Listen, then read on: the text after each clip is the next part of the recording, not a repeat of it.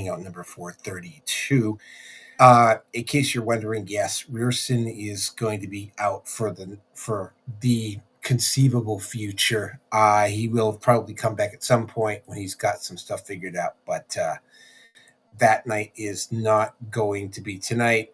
So with me tonight is somebody who's been on the show numerous times. V, go ahead, reintroduce yourself. Yes, well, I am V, host of the Red Pit Hardcore Radio Show, which is still on hiatus. A lot of things are on hiatus. One of my business partners is in very bad health, and I would hope that you guys give a prayer out for Mr. Roger Landry. Um, he's down right now, and I'm not going to say exactly what happened, but he's in the hospital, and he's in a coma. And I would love for anybody out there who gives a damn, say a minute prayer or something for him. But other than that, yes, I'm not doing much of media these days either because, I've got other things I have to do. I've got a movie to start here in about a month. I have to learn a British accent to play the role. The supporting lead role of the movie. And I'm a little bit stressed out about that. But other than that, yeah, I'm gonna be touching here and there, doing the show and focusing on that stuff. So yes. Okay, for those of you who don't know, hold on a second here. One last thing I need to check here. Don't know exactly if Mark Carney has called the election yet or not. Yeah, he has. He did it. Yes. Yeah. Oh, he did it today. Okay, 4:33. Mark Carney calls the Canadian election. That will, by the way, will be the election will be on April the 18th, which is not that far away, actually. It is 1, 2, 3. God damn, that's not even 3.5 weeks down the road. I may have to go in and vote early on that one. But yeah, that will be the topic of discussion for next week. Site news. Well, it's looking, although I'm not going to say for sure, but it's looking as though my day job is going to be coming to an end here fairly quickly. That means that I'm moving over into something that's a little bit more that's going to be in town. I don't know for sure yet. It's going to depend on whether these people were as advertised or not. I don't know for sure, but fingers crossed. If that is the case, I will definitely be doing a lot more live shows, as I will be working in town. I'll actually be working from my bedroom kitchen, from my living room kitchen table. So that should be a very interesting experience. But more on that as it goes along. For those of you who don't know, I am at, in order of number of subs, BitChute, Rumble, Odyssey, MGTOW TV, Brighteon, which, by the way, other site news, Brighteon finally crossed over 100 today, or a couple of days ago, which was something spectacular because it had been stuck at 99 for almost 3 months. So yeah, and of course I'm also on YouTube, which is at 52 subs. Big victory for me. That means I'm in triple digits on everything but YouTube, and I really don't give a damn about YouTube, to be honest with you. So with that out of the way, I am at Facebook, Minds, Gab, MeWe, TLB Talks, and not Parlor, Getter, as well as this one. And yet, for the most part, I'm going to be doing live shows from Rumble from this point forward. Other things, with the ending of Skype, I do have a Discord channel. I also happen to have a Tumblr account. I have a number of different other places which are all available on the low bar. I don't know whether I've added the I really don't know if I've added the Discord. I may have to add the Discord to this. But yeah, if you want to find me, that's probably the best place to do it. I also have an Instagram, but obviously I don't post up much at Instagram. Oh yeah, I'm also at Gab. There's a few sites in here that I don't go to very often. But yeah, I do have a Discord. I will have to save that link and I will have to post it in here. Given the fact that Skype is going to be going down in less than 2 months, that's going to be it. Gonna move as many contacts as I can over to Discord and then over to, I believe it's the new option for Microsoft, which is Teams. I will also start up a Teams account, but yeah, Skype is going to be gone inside of 2 months here. Gotta miss Skype. There's a bunch of stuff I have to get off Skype as well. So before I do anything, so it's going to be gone in 2 weeks, my friend. What? 2 weeks. But it says May, starting in May. It's April next month. It's March right now. Oh, May. Yeah, okay. It says May. Starting in May, Skype will no longer be at. It's May, not April. Oh, not April. Okay, good. So yeah, you've got some time to work with. Yes, time. All right. All right. So then the topics for tonight. Just giving you a heads up. It's very, very politics heavy. Also, besides the Canadian election, just giving you a heads up now, 433 is going to be very manosphere heavy. But for tonight, the topics are: topic number 1, Donald Trump suggests Joe Biden's pardons might be invalid because he didn't sign them himself. 2, protests against Tesla backfire. That one is absolutely hilarious. Topic number 3, to absolutely nobody's surprise, Snow White is taking at the box office. Boy, is it ever. Topic number 4, JFK files released, a few surprises in them. Topic number 5, Daily Wire is in serious trouble. CEO Jeremy Boring resigns. Yeah, that one got me thinking a little bit. In fact, I think I even sent a post to V on Skype about that. Topic number 6, Democrats are using Biden and Obama appointed judges to disrupt Donald Trump's plans. And topic number 7, this one's also very interesting. Donald Trump ends Department of Education. Yeah, like I said, it's going to be a very, very Trump and very politics heavy show tonight. So without any further ado, unless we have anybody else that wants to jump in or whatever, let me just check. No, nobody else is waiting to jump in here. I am just going to timestamp this. And we are going to get on to the next. We are going to get on to the next. Just give me a second here. Where is it? There it is.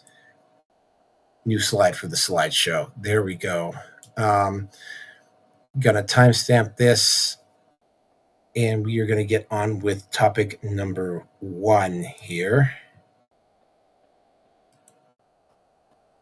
Okay, topic number 1. Now this one is kind of interesting in a number of ways, because number one,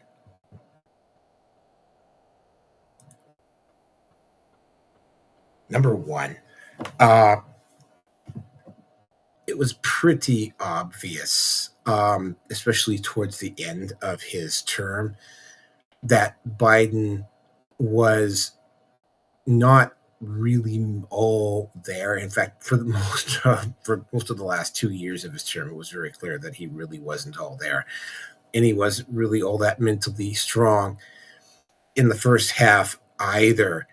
Uh, it's not unusual for presidents on the way out to Trump did the exact same thing for presidents to sign pardons for everybody that is going for certain people. I mean, although some of Biden's pardons really don't make any sense. Like he signed one for Anthony Fauci, for instance, and Anthony Fauci was not under any investigation. He has no criminal charges pending, but he made a pardon for him anyway. And I have to point something else out about a pardon before we move on here. Um, the a pardon is not the panacea that you think it is. The the a pardon, while it prevents you from being sent to jail, it doesn't allow what happens though is if you get called to testify, you have to testify. Period. End of story. And you know, when that happens, you you're not I mean, what it boils down to is that I mean, it's like, I mean, the pardon protects him from being prosecuted criminally. It does not actually it does not it doesn't protect anybody underneath him from being prosecuted at all. And in fact, if he is called to testify, he absolutely has to testify. If he refuses to testify, then his pardon becomes null and void. So, you know, pardon is not what a lot of people think it is. The issue here is that I mean, and Trump did this himself. He signed a lot of these bills don't get signed like with the president holding the pen in his hand, right? A lot of times the bill is just simply put on a slab and auto pen is put in, and like the president has to either direct somebody to push the button or he has to push the button himself to sign it. This authorization to sign this bill can be given in a lot of ways, but it has I mean, what it basically boils down to, I believe, is that you have to verbally hear the president actually direct you to hit the button to sign the bill. Because he does not have to be in the room, though, for that to happen. Now, what happened in this case, though, is because Biden is so mentally infirm, they may not have necessarily have gotten consent from Biden to do what they did, in which case the actual bill, the pardons that Biden signed, are invalid because he did not either authorize the signing of these bills or he did not sign them himself. If that's the case, they become null and void. Now, Trump by himself does not have the ability, the president does not have the ability to disregard a pardon from another president. His powers don't go that far. But I mean, what he could do is launch a legal challenge against this and challenge it in court. And if it is found in court that Biden lacks the mental capacity to have actually signed these bills himself and he's not familiar with these bills, that makes a very strong case for the pardons that Biden signed to be null and void. If they are null and void, that means people like Hunter Biden, Anthony Fauci, and a few other people are basically up again for prosecution. Um, part of me hopes that this is the case. I mean, realistically, though, I'm fully aware that, this is a bit of a stretch on Trump's part. I think this is just my suspicion. I think that Trump is just doing this to scare the ever living bejesus out of his former political rivals, who, at least in Biden's case, used lawfare to try to throw Trump in jail. And if I was in Trump's shoes, I would be doing this exact same thing. So, yeah, while I think it's a bit of a long shot, the scare value of what he's doing, um, and the fact that this might actually have some validity to it is actually kind of interesting. It would be interesting to see what happened because personally, I think Fauci. Well, here's the thing about Fauci. It's not even if Fauci is immune from prosecution, there are other doctors and scientists, Peter Hotez specifically for one, that did not get pardons from Biden. Hotez is a dishonest piece of effing shit uh, who is probably potentially even at least as bad as Anthony Fauci. He's just not as well known, but Hotez, especially if you had to look at his Twitter at one point. I mean, Hotez, when I looked at his stuff, it's like he's the epitome of, he's either the epitome of a stupid smart person, completely corrupt, or willfully ignorant, one of the three. He, I believe, is not immune from prosecution, and I think Trump has just as much of a valid case to go after Peter Hotez as he does Anthony Fauci. But that's just me. I'm going to turn it over to V now.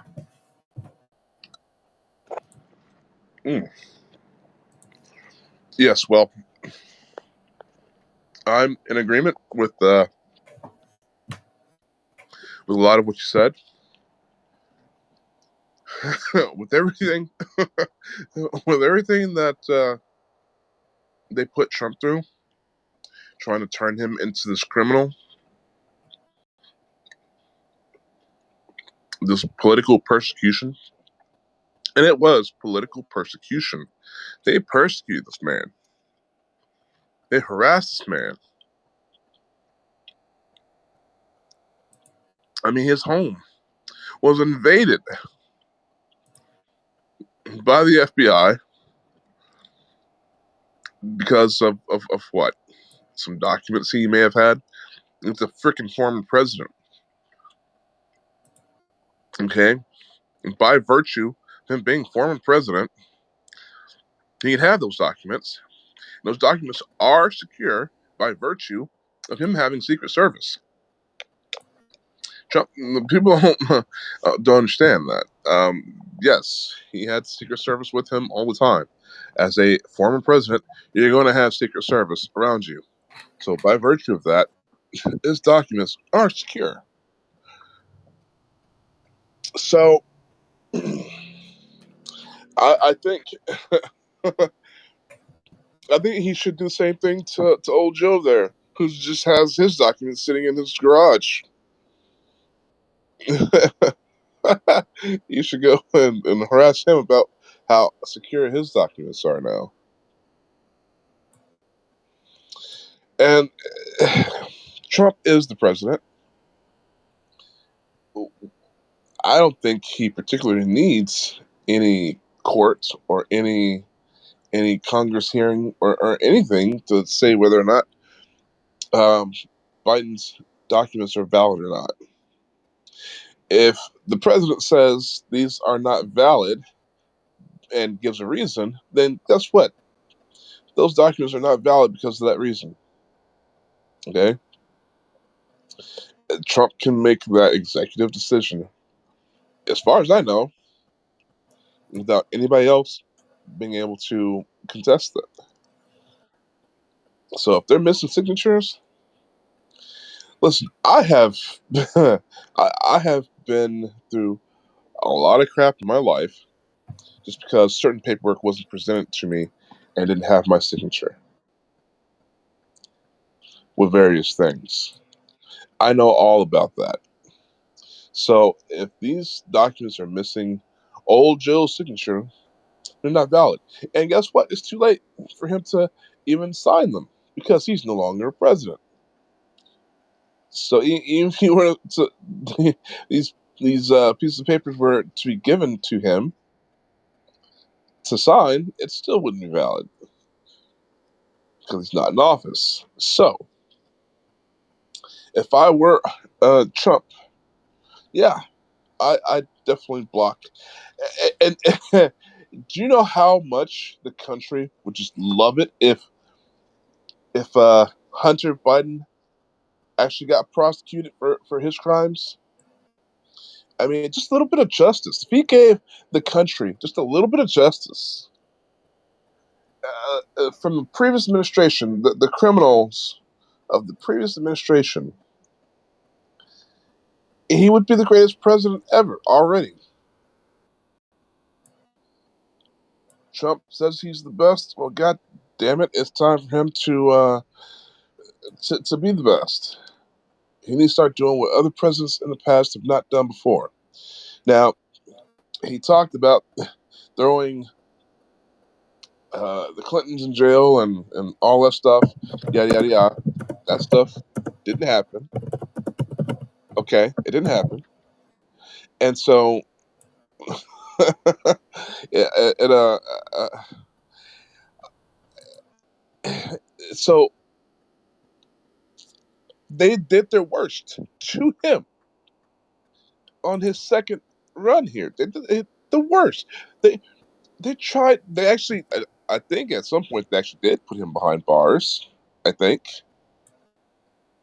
Uh, I'm sure he bailed out within minutes later, but uh, they did their absolute worst, and he needs to come back with a freaking vengeance. So, if there's anybody else that wants to say anything, do we have a new panelist on? Nope, it's just the two of us. Okay. So yeah, it's just the two of us. Yeah, this is a very interesting topic. Like I say, it's going to be a very Trump heavy show tonight. Yeah, he definitely. At the very least, if I was Trump, I would be saying stuff that would just keep the Democrats that tried to throw him in prison, that tried to use lawfare, and literally did try to kill him. I would be saying stuff to them to keep them on edge for the next 4 years so that they never slept soundly again. Uh, just because I could. And I mean, I am not a particularly vindictive or vengeful individual, but I mean, especially when we get to topic 7 tonight, you will notice a underlying element of corruption to this. And I mean, the issue that really comes up specifically with these pardons is, I mean, why the hell did he pardon Bob? Like, I mean, if Fauci is such an innocent individual, then why did Biden have to write up a pardon for him? Right? Like, that's just one of those things that makes you go,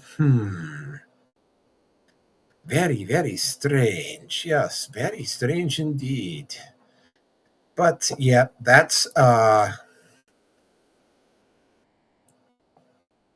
is that particular topic. Let's move on to the next topic, which is, hold on, as long as we get, oh yeah, this one's actually kind of funny. Because and this is, like I said, we talked about this either in the last show or the show before that. Soros has been dumping funds into Act Blue and a lot of organizations to protest Tesla of all things.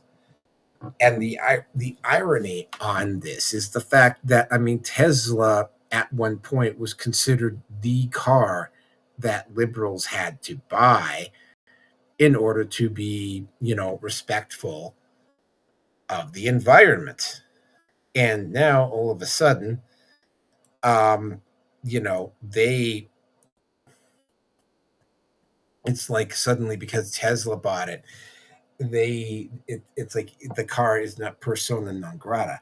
The irony on this though is the fact that it's part of the green.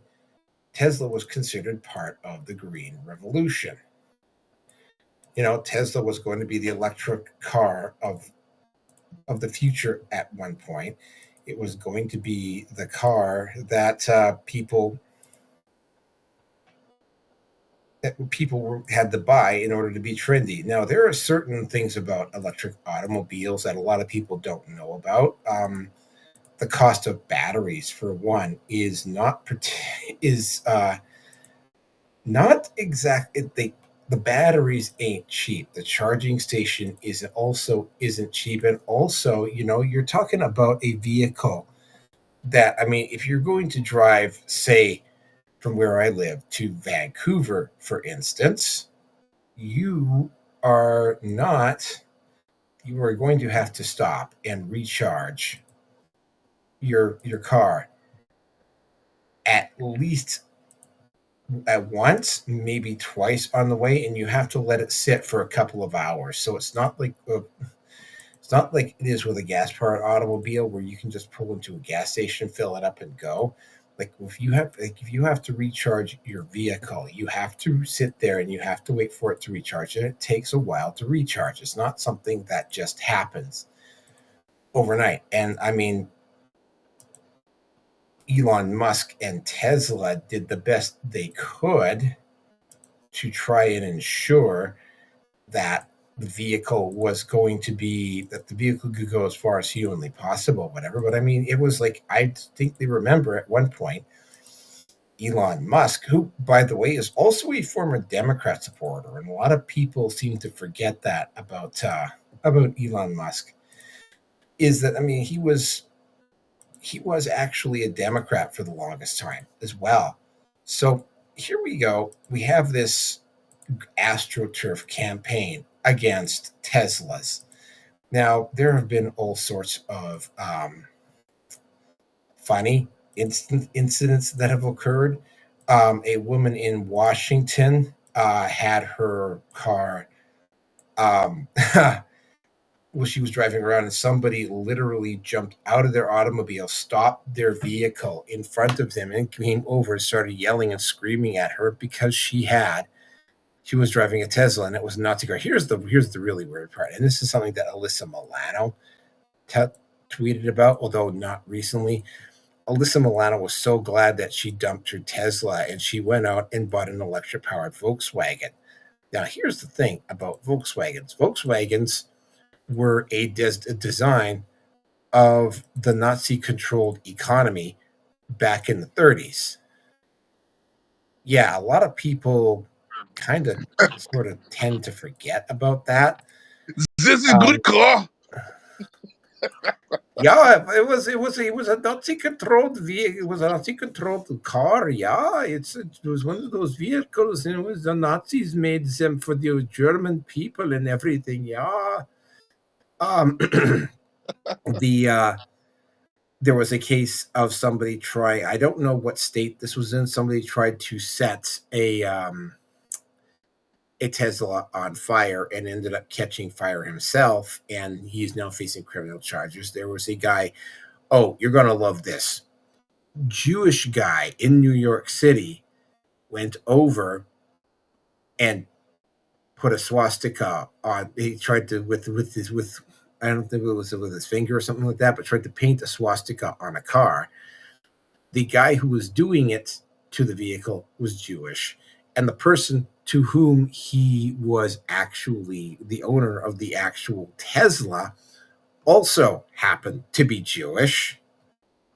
Yeah, you can't make that up. There was another case of an individual, of an old guy, keying a car whilst wearing, by the way, a pro USA leather jacket. Uh, that was released all over the internet. He was apprehended. This was in San Jose. There was a case there. The Montreal dealership got spray painted.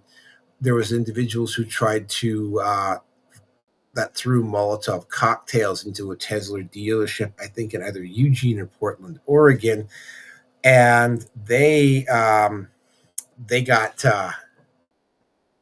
they got caught. So there's a lot of, well, let me just say it. There's a lot of stupid effing people out there. That's all I'm going to say about this. There's just a lot of stupid effing people out there.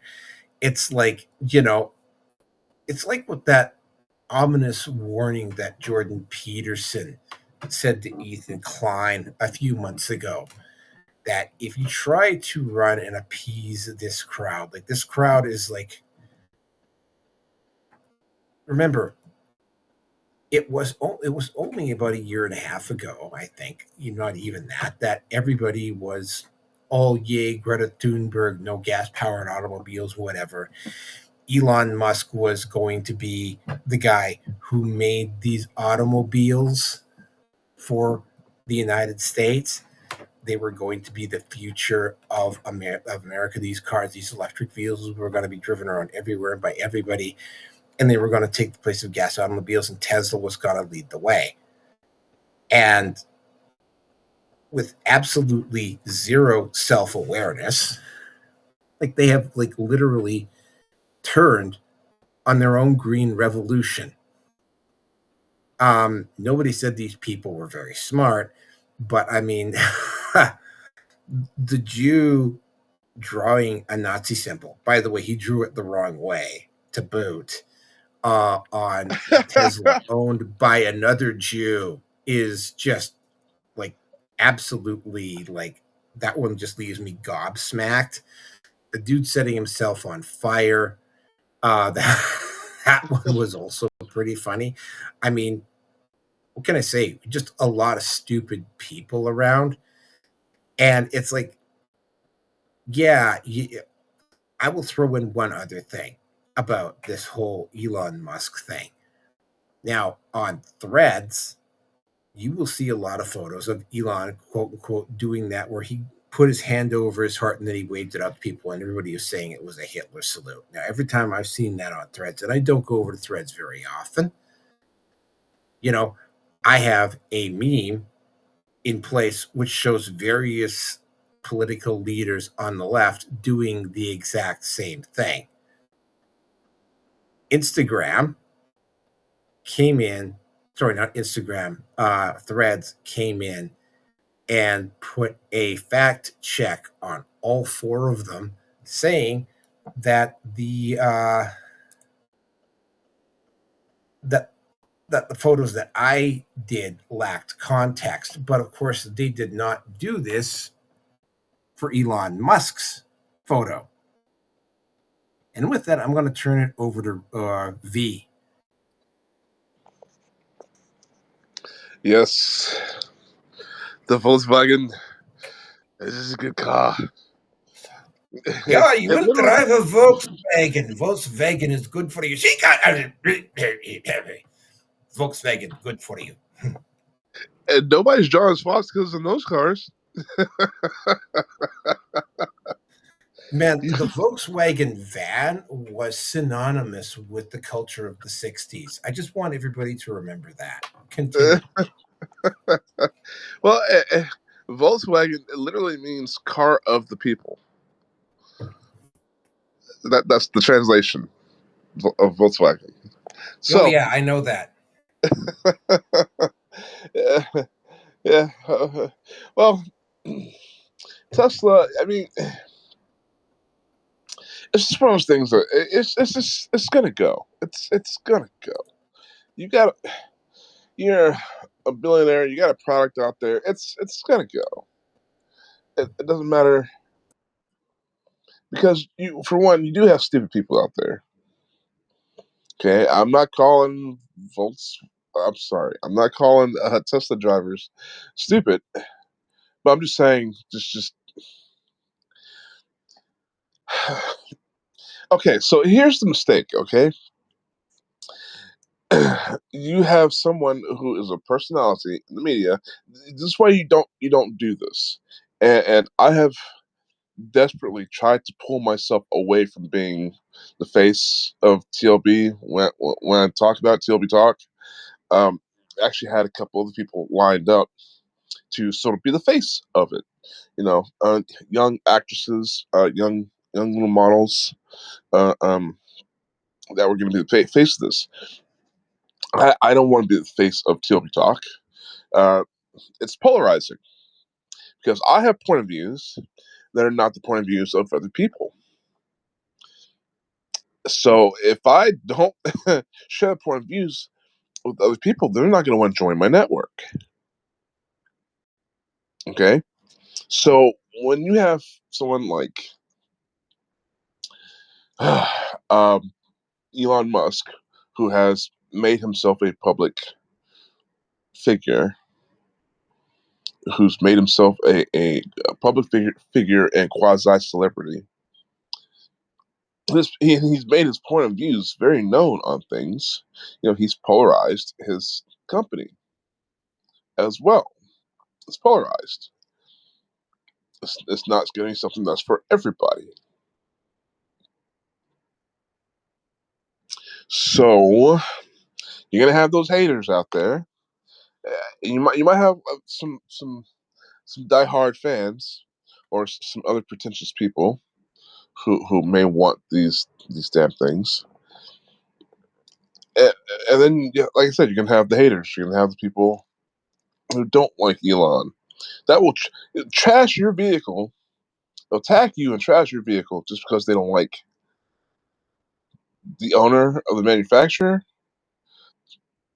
It seems stupid, but yes, that's gonna happen because he didn't have the wisdom to not stick his face on everything. Same thing kind of happened with Apple. You had Job out there. You know, and there's so many people that thought he was a pretentious bastard, right? Oh, the new iPhone. This is what it can do, and sitting there with his turtleneck, you know, because he thinks he's better than everyone with this damn turtleneck. Uh, again, just people. Yeah, that's why they have cartoons. That's why they have these little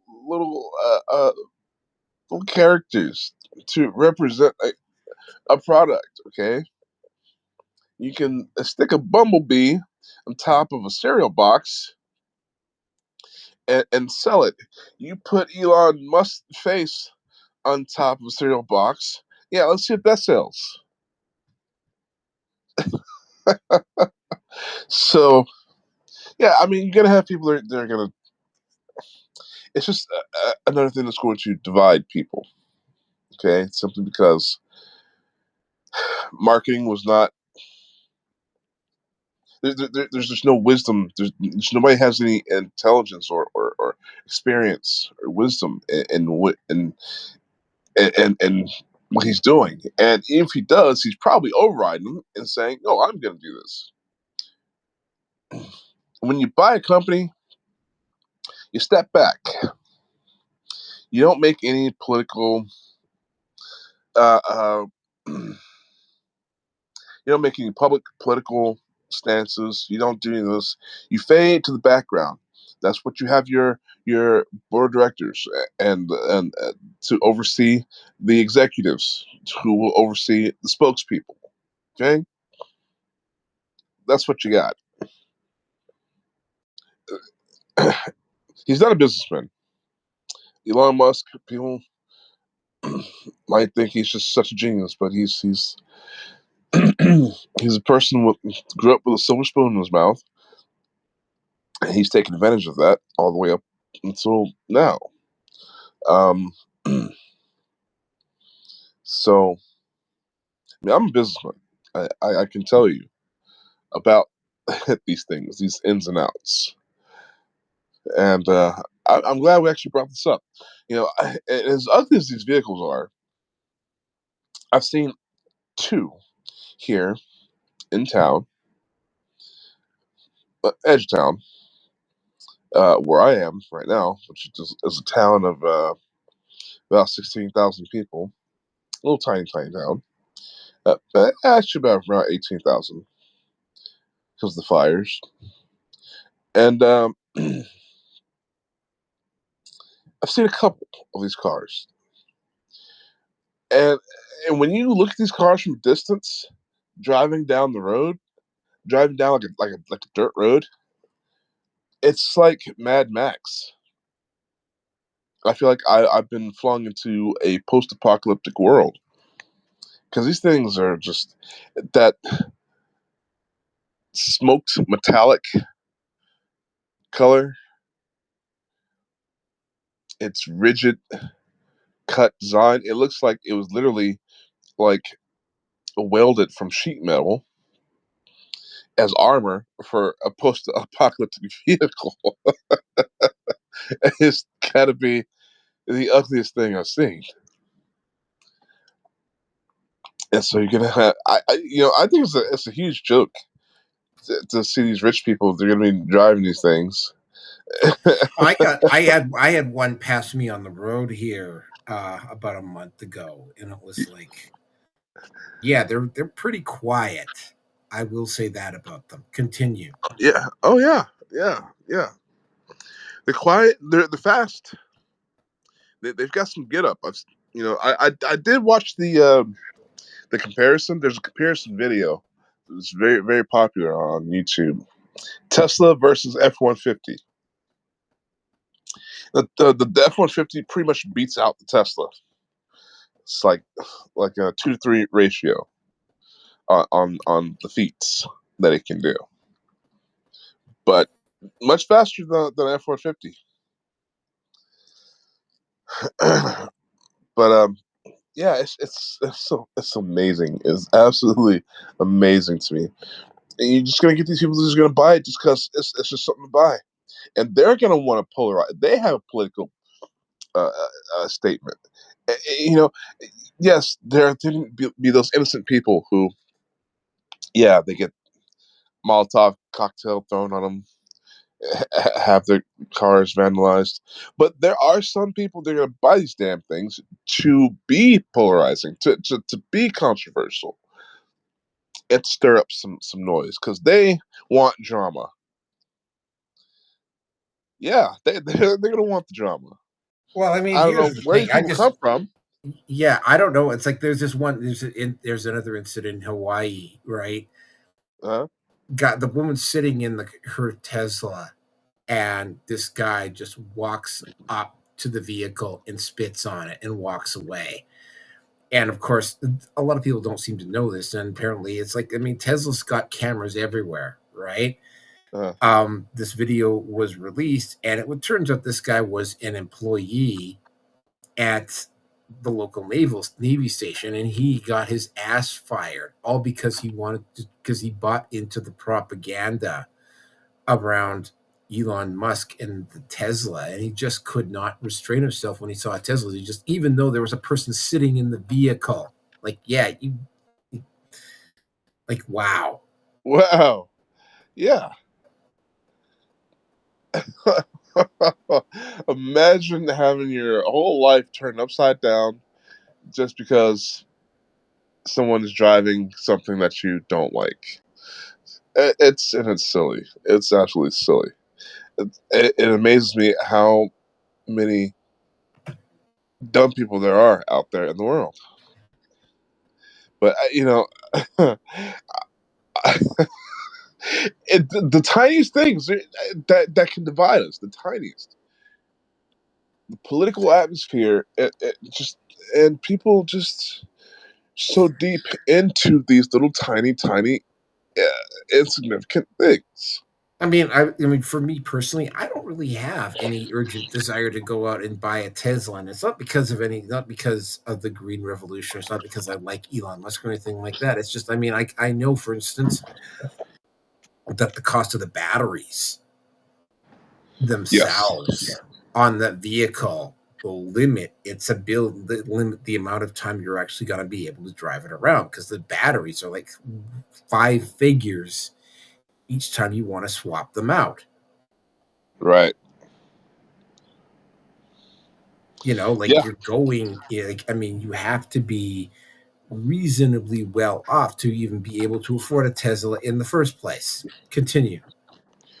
No, I mean, and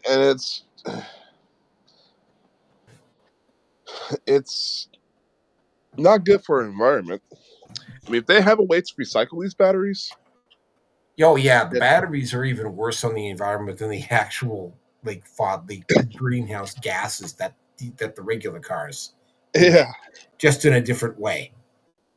exactly. If they're not being disposed of correctly, oh my god.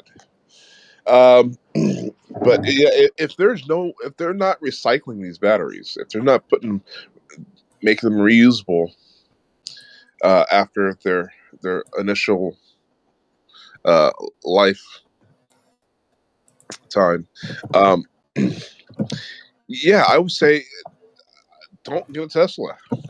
Don't don't get any electrical vehicle that cannot just be infinitely reused. So batteries. People think, oh, it's green. People don't know about green. They don't research it.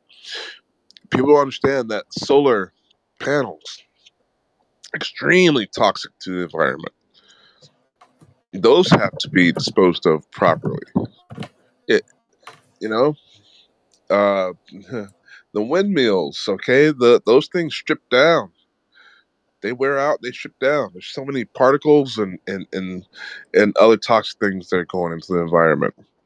Green is starting out to be worse for the environment than just using fossil fuels.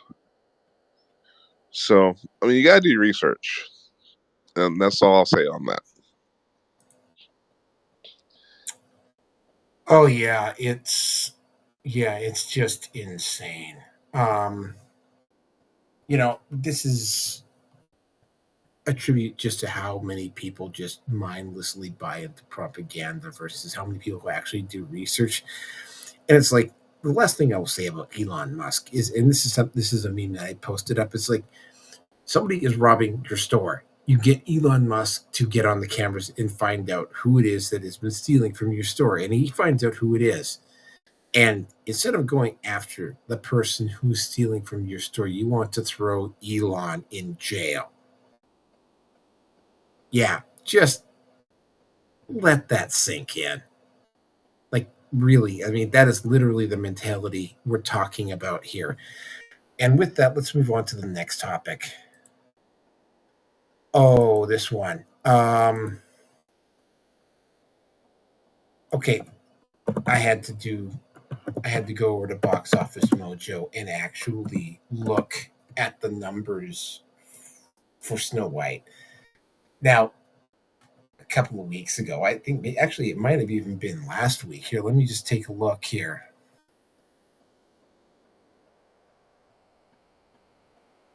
Yeah, last week, fourth note was 431. It was the last show on last Sunday. We're talking about how on the premieres they were holding them in private locations in order to avoid bad publicity. They were also limiting the kind number of questions that Rachel Zegler was taking.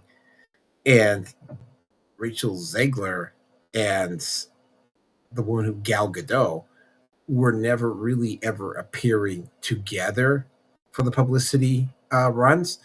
Also, they were focusing, and this is something that I noticed with the sales, they were focusing a lot on the non-domestic market However, it doesn't really seem to be helping because it's like 50 to 49 for the overseas market with Snow White, and the overseas market is doing just a hair better than the domestic market. Here's the thing: domestic market is at 48 million right now. Like it didn't. It may have actually even done worse than the Marvels. Let me just check here. So let me just see if it actually did do worse than the Marvels in those first 3 days.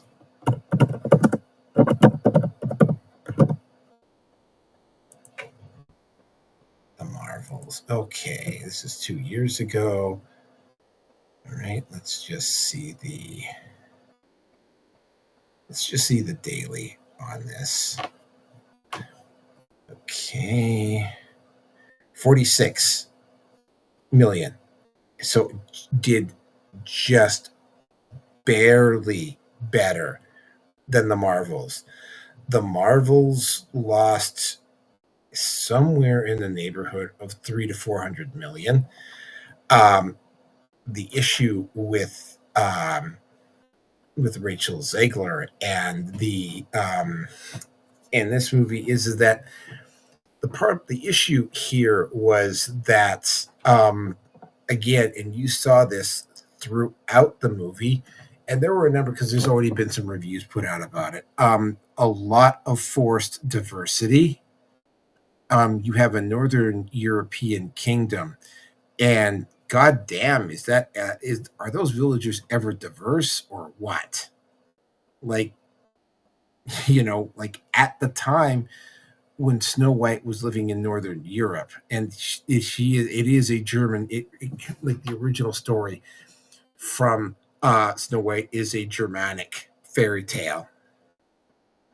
There weren't a lot of black people around. If they were around, like, and they're not necessarily going to say they were all slaves, but if they were in that part of Europe, they would have been slaves. The only thing, because I actually ended up having a discussion with this with somebody, because somebody was actually trying to pray, like was running that we was Kang's thing on one of the groups, and I pointed out to this individual that if there had been a significant African presence in Europe at any point in time, aka there were the rulers or there was a lot of them around, that there would be a lot of ancestral black DNA, and there isn't. The reason why there isn't is because there weren't a lot of blacks around. First of all, I mean, it's not to say that there wasn't African DNA, and the only problem is that we're talking about Mediterranean African, which is different than actual like Nigerian or Congo African, which is again, like if you wanted to get into Well, human genetics, the Africanoids or the Negroid faction of the human race comprises 60% of the various 60% of the sub races in the world. That's a significant amount. There's a huge degree of genetic variance in Africa. You know, so, well, but I mean, it's if it's you 60%, man. if you do the research, if you really like go back and you only have to do the genetic research. If you go back in history, you will find that there were I don't want to say northern Europe like Sweden or anything, but in southern Areas Europe, controlled by the Roman Empire, absolutely. There were yeah, I mean absolutely there. you had lots. Well, not to credit the Roman Empire, but the Moorish Empire, which Oh, had conquered there Europe twice. there was a huge there were conquerors. There's also a huge trade network between the Moors and Southern Europe as well. So that explains a lot of it as well. There's Well, a lot they of conquered Europe twice as a well, whole. Conquered. the Arabs conquered the Arab Empire conquered Iberia and the area west of the Italian Alps. Sorry, east of the I'm not, Italian Alps, I'm and south not of the even talking about the Carpathians. Arabs. I'm talking the Moorish, black, The solid, Moors, solid the black skinned men. there's a whole bunch of Moors in that. The Moors definitely conquered Spain. They tried to get into France, and they got stopped. The Battle of I can't remember the name of the battle, but I remember it's one of the biggest French heroes around, Jacques Martel. But that's Look, not really what this discussion is about. Um, we're talking about look, Northern Europe here. We're talking about Germany, right? So yeah, there's a yep. lot of mixed race, considering that this is supposed to be Germany. Um, the acting is surprisingly stiff, surprisingly based upon the reviews. Actually, Rachel Zegler is not all that bad. The only problem is that they had to reshoot the movie twice, and it was edited in a way so sometimes she is what you would consider the Snow White, and then of course there's the other version where she's the strong empowered woman, and it flips back and forth between them. Yeah, it's not a particularly good story. um Gal Gadot makes a very well, it's like a lot of the actors look like they mailed their parts in. They didn't actually put anything behind it.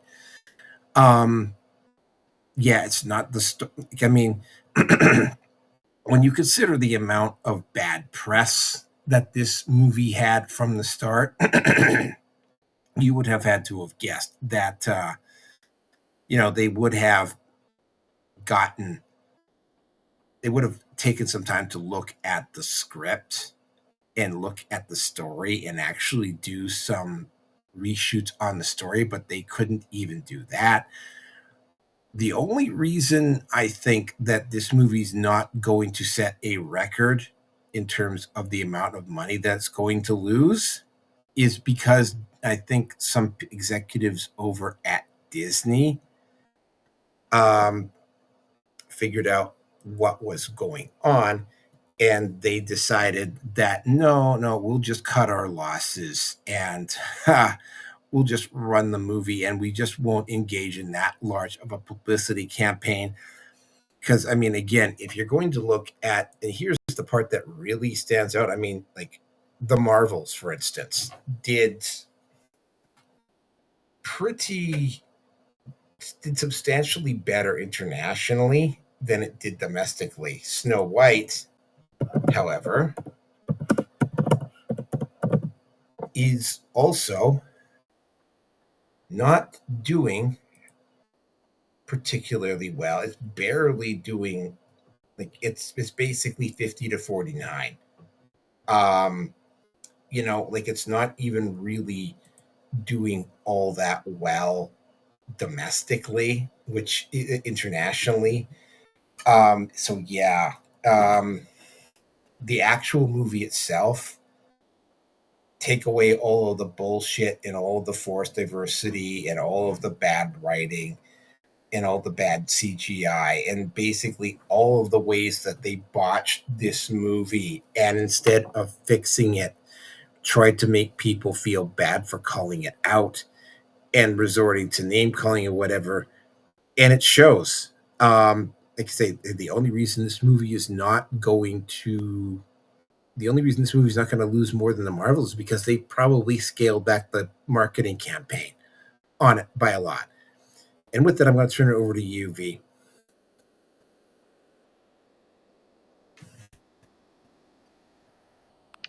V? Okay. Well, you know, if there was the culture of, hey, let's look at everybody's, history. Let's look at everybody's backgrounds. Let's look at everybody's stories. If you had Hollywood covering more Africanized stories from Africa, things like that, and you had entire studios doing movies about stories from Africa, and then you have all black casts. That'd be one thing. That'd be one thing. Same thing with European stuff. You have even though the Moors again they took over Europe twice in history. That is something that you're not going to find in the history books or taught in high schools and in any European Okay, yeah, controlled territories. we'll have to agree to disagree on that one, but Oh, continue. well, I'm speaking truth here because I mean Well, again, if there there had wouldn't been be Sephardic Jews. There wouldn't be Sephardic if Jews if it weren't for the Moors, for well, example. I gotta say, I mean, if there was that significant of a black presence in most of Europe, then there would be a lot more African ancestral DNA in Europe, and there just isn't. Well, Continue. from what I find, there is. Um, But yeah, we're not talking about that. We'll get into Snow White. well, well, well. Again, we'll agree to disagree, but you had okay, just like you have the Mexicans, right? Just the Spaniards went over to South America, whatever, and mixed, and they made Mexicans. It's not uncommon to find dark skinned people or light skinned people in the middle because they didn't last usually more than a generation or two. They mixed in. So yes, not a lot of dark skinned people could be represented, but our presence was there. So Snow White, I mean, there was I could send you some articles and some things about that ancestry, even in Germany, in German royalty. See, they have something that's called Black Barts. I don't know if you ever heard of this. Black Barts. Um, you have ladies like Snow White, little princesses, who had sex slaves. And these sex slaves were often black, which is why they call them Black Barts. And so you would get illegitimate children here and there within the royalty of Europe. This is a fact. I'm not arguing this with Oh, anybody. It's a I'm fact. not. That doesn't surprise me. Okay. Okay, I'm not. As I'm far not. as Snow White is concerned, I mean, so what I was saying before, but if you have you cover ancestry here, you cover ancestry there, and you want to make it more skin color accurate, that's fine. But we don't have a diversity in the stories that are being covered, the movies that are being made. If you're gonna have a country that's gonna cover nothing but European uh, um, stories, that cuts out black people from the movie industry then entirely. So if it's just acting and only the story is important, then anybody can play any whatever any role. Okay, but we're not having that diversity. There's no Hollywood studios covering stories going on in Africa. There just isn't. Well, that's because it's North. It's because it's North America. And like I say, Right. I mean, I've had to get into this discussion about, say, Independence Day. Oh, well, it was so American centric. Well, the story takes place in the United States, and the it's shot by an American company with American stars. Sorry, what were you expecting? Right. It's like, and this is getting into the bigger picture here. This is exactly one of the points. I think. I mean, we're at the point now where you don't, and this has become very, very obvious in the last year or so. It's like you don't necessarily, based upon just the actions of some of the talent. Well, Harvey Weinstein for one, but all the pedophile rings that are going on in Hollywood, and all the corruptions going on in Hollywood, and all of the DEI crap that's going on in Hollywood, and you could just go on and on and on and on and on. And, you know, that's just the stuff that was added on top of some of the stuff that was already there, like the casting couch and the power hungry producers that just got their rocks off of telling aspiring filmmakers that they couldn't make their movie, just so that they could tell them that they couldn't make their movie in their studio. If they tried to go somewhere else, that they would be blacklisted. So it's like you're at the point now, though, where if you want to make, and this is something, I mean, look at Wilbur Wood is doing. You're able to go and make this stuff, and maybe even potentially get a big enough audience without necessarily having to go hat in hand to a Hollywood producer or a Hollywood studio. And it's gonna hit the point. And this is something that, even though a lot of the indie movies this year weren't particularly good, and I still am going to stand by my eerie suspicion that they were going to try to give, which would have been absolutely the end of Hollywood if they had given Amelia Perez movie of the year.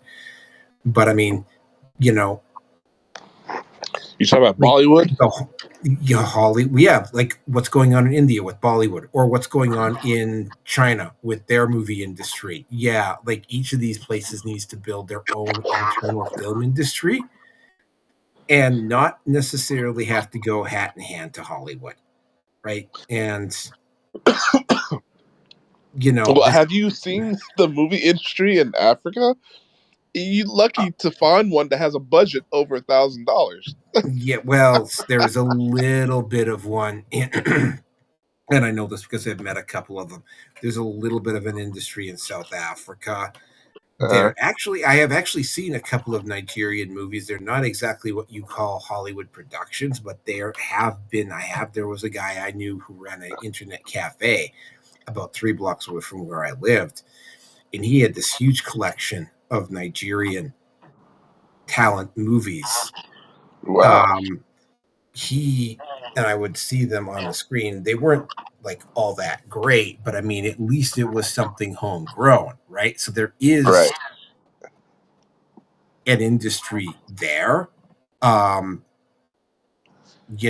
it's, yeah, it's like anywhere else, though. I mean, it's like everybody is just waiting hand in hand for what the folks in Hollywood are saying when they don't even. I mean, look what's happened with the internet. I mean, it doesn't matter now whether YouTube decides or whether somebody in Silicon Valley decides what the narrative is. They don't get to decide what the narrative is anymore. That's going to happen with Hollywood, and I suspect it's going to happen sooner rather than later. And Snow White and everything that is wrong with it, and the way that Disney just basically went into damage control mode, as opposed to just basically admitting, like, yeah, oops, we hired the wrong actor, we shouldn't have done that, and we shouldn't have done this, and we shouldn't have done this. Disney did it to themselves. Really, Disney did it to themselves. And here's the ironic part, is that Rachel Zegler has failed up. She actually got a leading part in another movie about Evita Peron, which is actually way more up her alley because they're both Latinos. Anyway, you have anything more to say on this one? I just, again, if there was more diversity in the stories, then I think, yeah, it'd be more appropriate for people to play closer to their racial uh, spots. But if you only have a centralized, uh, you know, race of stories, that, I mean, people need jobs. White people need jobs. Mexicans need jobs. They can't be kicked out of Hollywood just because these stories don't represent their ancestries. So you gotta make do or make do. That's all my point was. Okay, so then I think we can go on to the next one. See, yeah, on the cover photo right now, this is the guy who I mean, it was like his video when he keyed that Tesla. Um, the video of him was released, and it was like he got confronted twice and he denied doing it. It's like, yeah, dude, like, you know that Teslas have cameras all over the place. They saw you doing it, and it's like this happened in San Jose. Anyway, let's move on to the next topic here, which is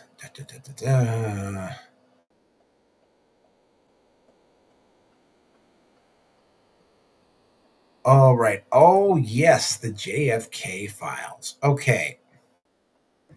Now, this wasn't as big of a screw up as, say, the files that were the other sets of files that got released. There was actually there was a lot of content as opposed to the stuff around, I think it was J6, the stuff that got released around 9/11, around that recent. I can't remember what the release of that one was.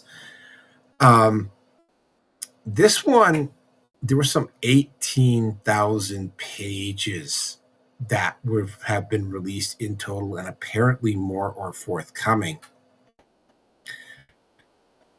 And it, so far, based upon the video content that I have seen about it, it's not so much about who was involved. It was more about who wasn't involved. Um, an interesting fact is that the Cubans weren't involved at all. In fact, the Cubans actually liked having Kennedy around because Kennedy was actually kind of taking a more, even though he had basically humiliated Castro during the Cuban Missile Crisis. I mean, he had been taking a very even-handed tone with them and had been discouraging factions within the United States from actually engaging in much more serious and egregious action against him. Certain assets within Russia have clearly indicated that, upon further investigation, that the Russians probably weren't all that heavily involved either. Apparently, Lee Harvey Oswald was like, they were actually quite willing, which is why he was able to come back to the United States. The Russians were actually quite willing to let him leave. They were not particularly impressed with him. There was a report, and this is something that I think needs to be brought up, that Lee Harvey Oswald was not that good of a shot. So it does strengthen the grassy knoll shooter on conspiracy about that, because Lee Harvey Oswald was just not really, I mean, he may have been able to work at it and become a good shot. Like some people just naturally, like for instance, the character from American Sniper, like he was just a natural with being able to shoot. Like Lee Harvey Oswald might have been one of those guys that could have maybe built himself up to that level. So that's always a possibility. Some rather strong mob ties to everything. A very, very, although I haven't really, nobody, like apparently it's out there, but I haven't looked at it. There's some very, very curious tie-ins with Israeli intelligence to the shooting. Jack Ruby apparently was actually Jewish, for instance, although that in of itself doesn't prove anything, because there was a Jewish mafia operating in North America. In fact, I think there might even still be one, but there was definitely a very powerful Jewish mafia still in existence back in the early 60s. They worked hand in hand with the Italian mob. Other curious little things that, like, there was just trying to remember what the hell it was, but this particular, so far what I've been able to see is that what this release of these files seems to indicate is that it's not so much who was involved, but who wasn't involved. Now, I'm going to go with my original theory and say that again, it was probably somebody within the government that did this, and of course, that second hearing was just an absolute joke. But yeah, it again, you're probably going to hear more on this as you go along. The Yeah, so far, what again? I'm just going to say this again. I'm going to turn over to V here. The files that have been released so far and the stuff that has been I've seen chatted up on YouTube and Rumble and other places are more of an exoneration of certain groups of people that weren't involved in it as opposed to who was involved. And with that, I'm going to turn it over to V. Well, oh boy, I know an expert. I know an expert on this very topic, and like he has his own show, and this is all he talks about. This is all, every aspect of it, any theories, all the stuff. I gotta let you two meet if you really want to cover this topic. Me, I mean, I'm just gonna boil it down to the truth of it is, and which everybody pretty much already knows or at least hints at knowing. It was the CIA. Okay, the CIA killed the president. Just boil it down. Boil it.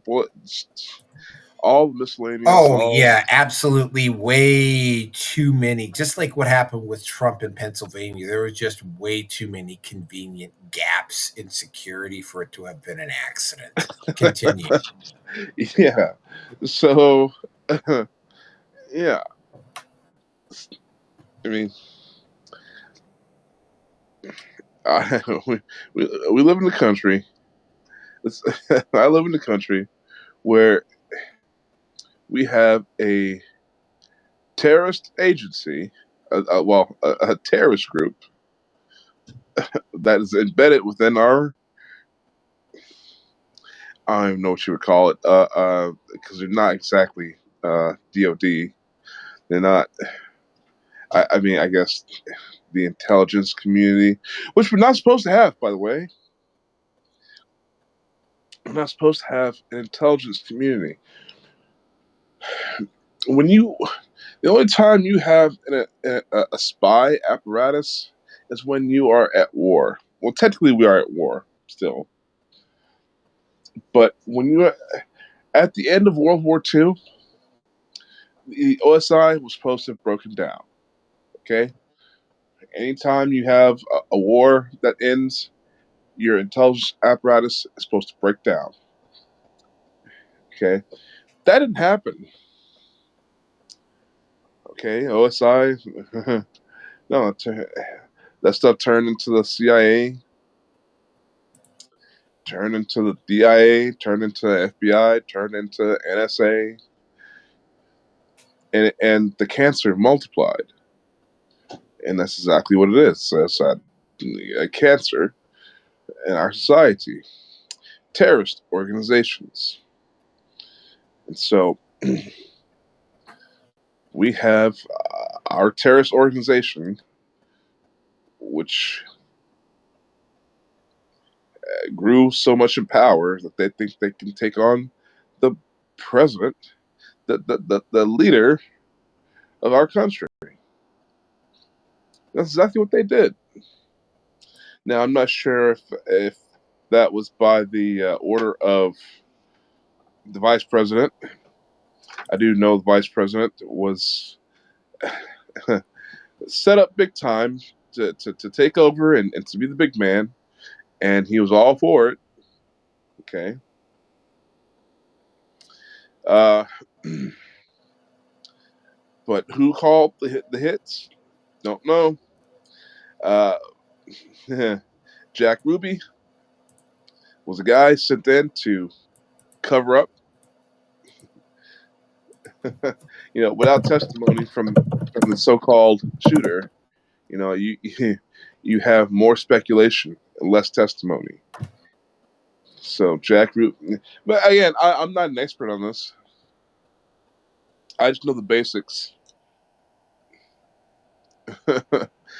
I've got to let you meet some friends of mine that will tell you every detail. They'll tell you the direction the blades of grass were pointing that day. These guys are so intimate with the details of all of this. They've made it their entire lives. So I don't have too much to add to it, but Noki, let me know if you want to talk to this guy. I'll let you meet him. Okay, well, I mean, I'll be straight up with you. I am not a big Kennedy assassination person. I put this in because it was an interesting topic and it was making the news. It didn't make as big of a splash as I thought it was going to. Maybe I will bring this guy out because again, right? There's a lot I don't know about. Because I mean, I just don't get fired up about the Kennedy assassination. Um, Again, right? The similarities between what happened to him and what happened to Trump this July in Pennsylvania, like the curious gaps in security, um, the convenient use of patsies, for instance, the curious background of the second guy who took pot shots at Trump on the golf course and where a guy who's making $40,000 a year as a teacher is somehow able to make multiple international flights, that sort of thing. There's just a lot of stuff about that doesn't add up, which is eerily similar to what happened with the Kennedy assassination. That's the only thing I'm going to conclude from it. But yeah, the next topic is going to be a very, very interesting one. So let's just get at her here. Um, Edit. Okay. So Daily Wire is in financial trouble. This is this was a bit of a surprise because, as you're all aware, Daily Wire, specifically under Jeremy Boring, had had basically attempted to make themselves an alternate studio. Now, maybe it was the fact that,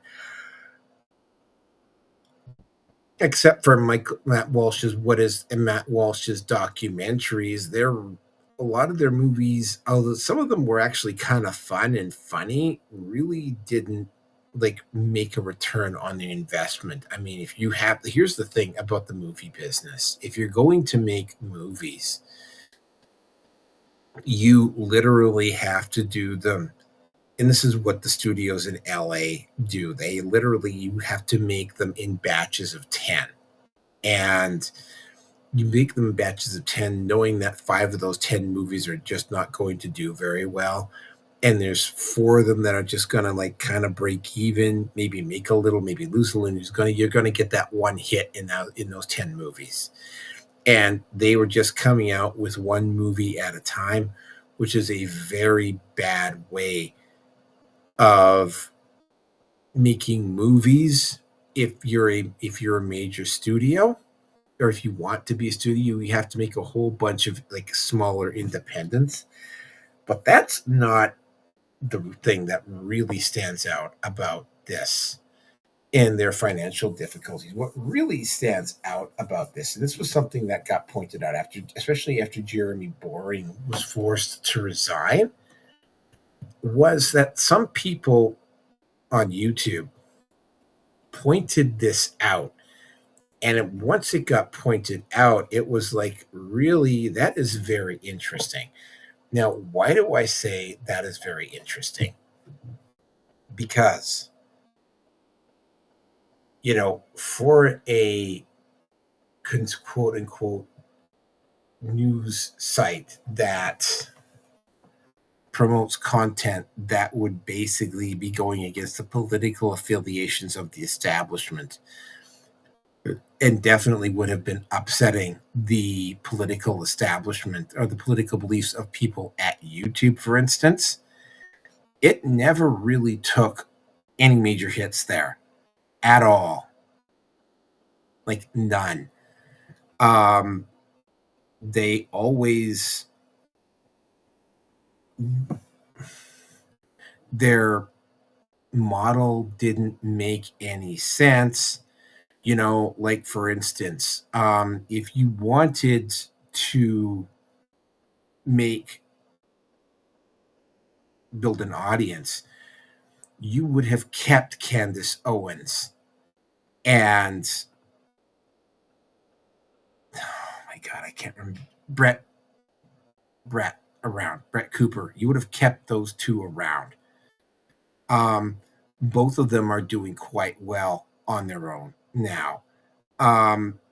You definitely would have been a little bit more consistent. And keep in mind, Ben Shapiro back in 2016 was really critical of Trump. Like, Ben Shapiro was never really Team Trump. He might be Team Republican, but he's not Team Trump. But there's just a whole bunch of little things about the Daily Wire that when you push your way through and you start looking at them, it kind of makes you go, And then, of course, right, the very strange, and this is what really kicked it off for me, the very strange coincidence that they would suddenly find themselves in economic difficulty right after USAID, the spigots from USAID got turned off. Because there were a lot of organizations that suddenly had that suddenly got themselves into deep economic trouble because the spigots from USAID got turned off.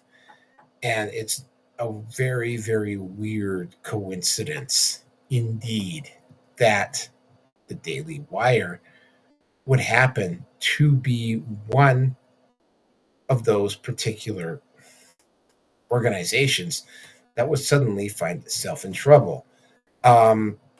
Another thing that I noticed about the Daily Wire is, again, they're in like Fox News, who is effectively controlled opposition, very weak and inconsistent coverage about some issues. Yeah, there's a lot about the Daily Wire that doesn't add up. And, it's like, where did they get the money to shoot those movies? Those cinematic releases, based upon the budgets that I saw them have for those movies, those movies probably ran between $10 and $50 million each. I mean, that's not Hollywood studio level money, but that's a lot of money to be throwing down a potential big black sinkhole. And where did that money come from? Yeah, things that make you go, And with that, I will turn it over to V, who will now go, himself. So, V, take it away. Well,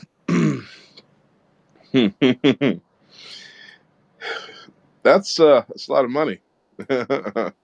Yeah, even my movie, as I know it's $1 million plus movie, but the budget for my movie isn't even that big. It's like, holy crap. Oh yeah, movies are expensive. Like full features, minimum probably six figures. I mean, And that's just like a feature is like minimum. I'm guessing, you get the occasional like savant like Robert Rodriguez, who planned out every single shot with El for a movie like, say, El Mariachi, but those are the exceptions to the rule. Continue. Yeah, I mean, my movie, movie that Bill's been doing. It's backed up by Paramount. He's got the expensive cameras and all that stuff. Uh, and yeah, I mean, I think he's made up to like 10 million in these movies. So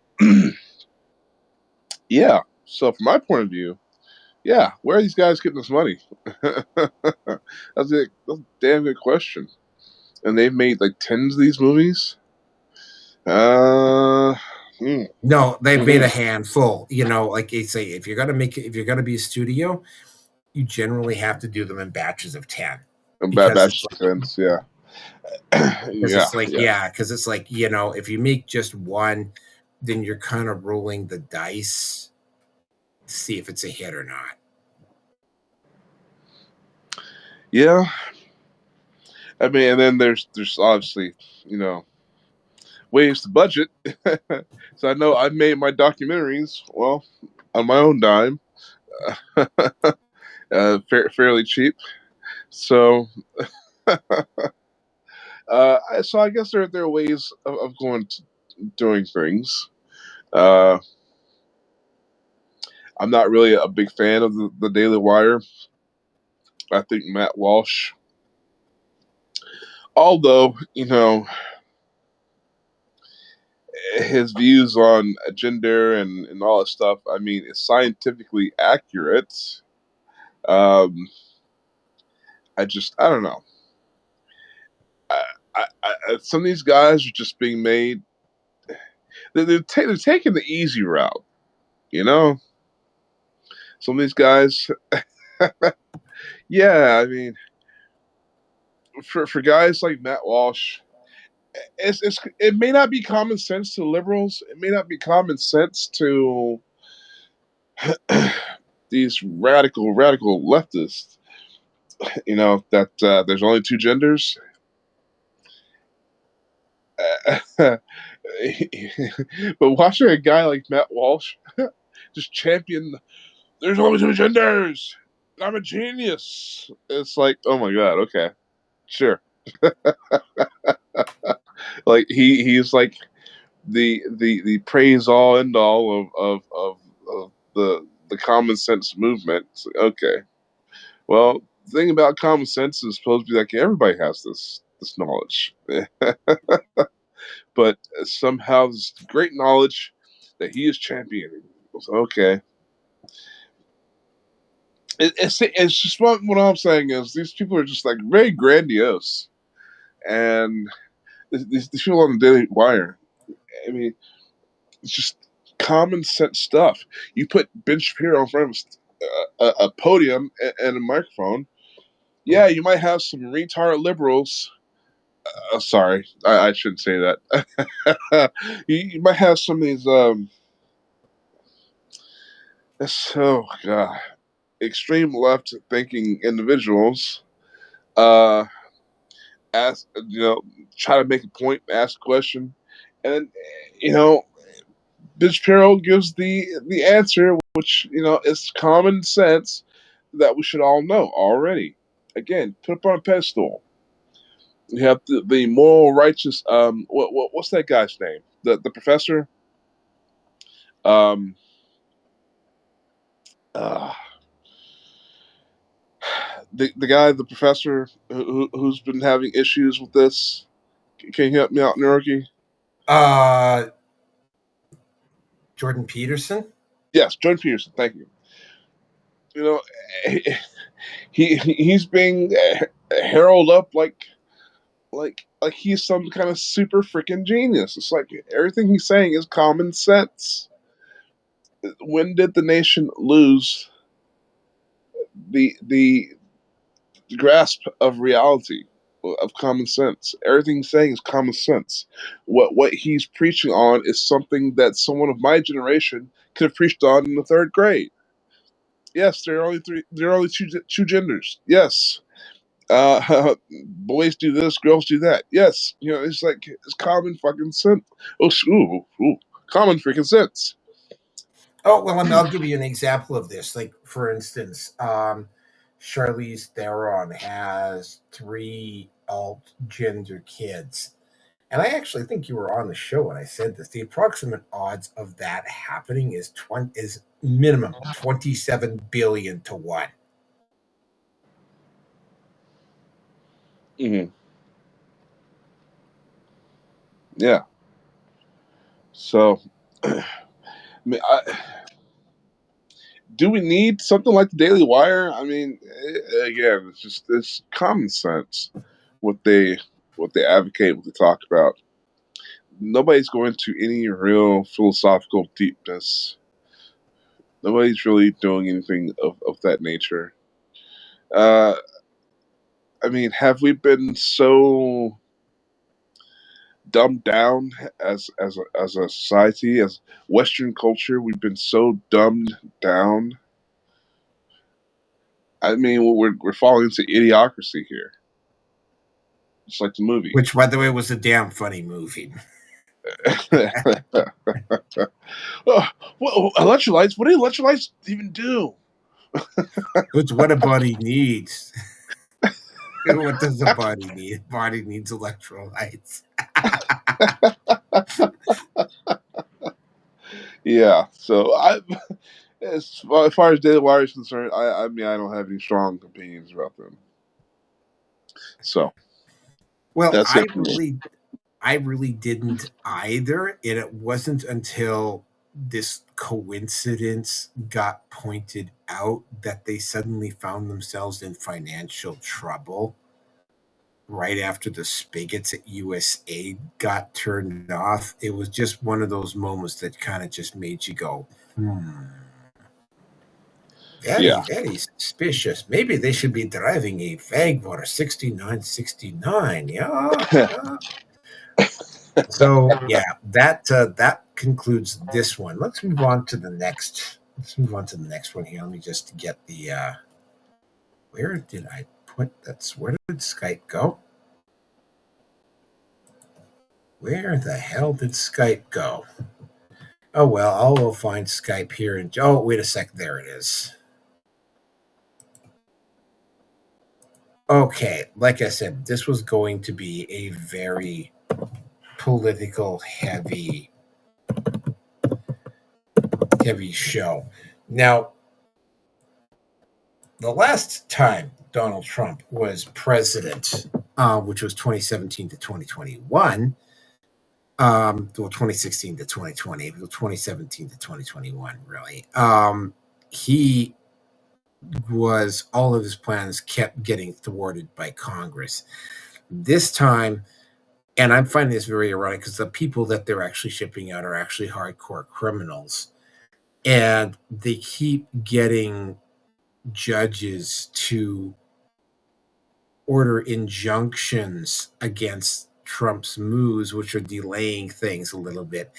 And almost invariably, when you start looking at these judges, they almost invariably have family members with deep blue tidings. There was one judge, I can't remember what his name was, but when they looked at, and this was done by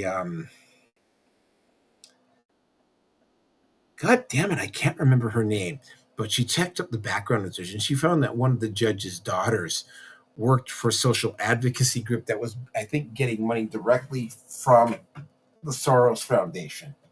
And of course, when this got revealed, she immediately shut down all her social media accounts and whatever. But like, this is not the only time this has happened. There have been something like 15 injunctions filed against Trump for everything that he's been doing so far. To give you proportional responses, there were only about 6 issued against Biden during his entire tenure. Got to remind folks, though, that one of those injunctions was against the act, which would have forced every employer with over 100 people to force their employees to get vaccinated. Um, so, yeah, the courts do actually do the job. This is basically a continuation of lawfare, again, like with consistency. almost all the judges that are issuing these injunctions, when they actually start looking at them, first of all, they're either Biden or Obama appointees, and second of all, when they start looking at the backgrounds, like who these people's relatives are, and so on and so forth, a very curious thing finds out they have family members with suspicious leftist ties, or they themselves have very suspicious leftist ties. So yeah, this is basically a form of lawfare. Put quite simply, they're trying to use the only, because they don't have Congress anymore and they don't have the Senate, they can't do any interference there. So what they're trying to do is they're trying to use the courts to do it for them now. And of course, right, long term, this isn't going to go particularly well for them. But I mean, if you recall quite correctly, I didn't cover this on the show because what I was more or less covering in that period between when Trump won the election and when he became president was the fact that they were trying to like shovel as much money as they could into the Ukraine. And I didn't mention anything about them like frantically appointing judges, but they were also doing that as well. Um, you know, and of course, Chuck Schumer publicly went on the record and openly boasted about this. So yeah, not particularly like they're not even trying to deny it. Again, right? Like while I am not necessarily team Trump, I mean, when we get to topic 7, you'll probably understand why I generally think most of what he is currently doing is a good idea. And I gotta throw one last thing in before I turn it over to V. In a lot of cases, they're doing these junctions to prevent deportations. The deportations that they're preventing are of violent offenders, like people who fled to the United States because they had outstanding warrants in El Salvador or Venezuela, or there was somebody that Venezuela actually chose to dump inside the United States, right? Like these are the people that the Democrat judges are trying to protect, you know?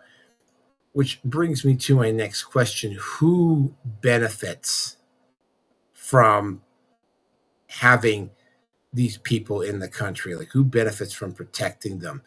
And when you ask that question and you go to the most feasible answer on that question, you know, like you can get into, well, quote unquote, tinfoil hat territory very, very quickly, like really, really quickly.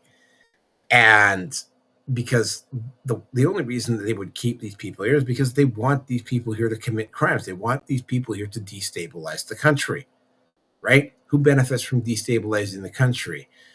Well, that would be the globalists. And I'm not saying the globalists, I'm saying that more as a broad term, which it's a very big, broad umbrella, which comprises a whole bunch of other groups with other names that I can't really remember at the moment. So if somebody wants to like complain to me and says, well, it's not just the globalists. Yeah, you're right. It's not just the globalists. I'm just throwing it under. I mean, that's who it has to be, though, right? Because I mean, George Soros is on the record as having saying that he wanted to bring the United States down, and they would benefit from having these people not be deported. It's really as simple as that. And with that, I'm going to turn it over to V. Well, yeah, you kind of took my points uh, uh, on your second half there. Um, yeah, they're criminals. Well, okay, so first off, shouldn't have Trump shouldn't have he? I mean, didn't he appoint his own judges? Uh, and if not, I don't know. Shouldn't have someone been fired and replaced upon his coming back into his administration? Well, that would I be don't know. federal judges, not like yeah, judge. I think the situation with judges is a little bit different than say bureaucrats. That's Mm, just me, though. Yeah. okay. Yeah. Why not deport these people who are criminals? Well, because they're criminals. Yes, as you said, is to create the climate of anything that goes wrong in the country is Trump's fault. I mean, that's been a Democrat's whole thing this entire time. Anything goes wrong, hey, it's Trump's fault. Even during their administration, oh, this went wrong. Oh, it's Trump's fault. If you hadn't let him been president, and, we wouldn't have these issues. Even though we had a zombie president for 4 years. Yeah, so yeah, everything has to be Trump's fault. So what I would do in this situation, instead of deporting these people, these criminals, because that's what you are. If you come into a country illegally, you're automatically a criminal. This has nothing to do with race. Has nothing to do with classism.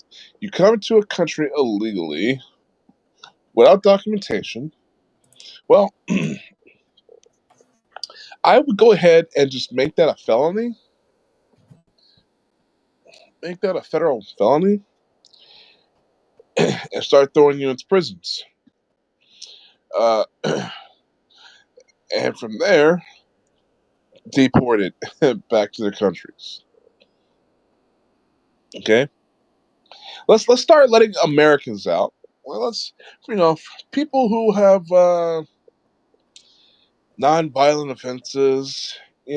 People who have just the smallest menial charges who are filling up our jails. Uh, nobody should go to jail for a traffic offense. Nobody. Okay, citations should be written up and and fined later on. And people can't pay the fines. Well, they're just gonna have to have a caseworker to help them find jobs. Whoever, whatever.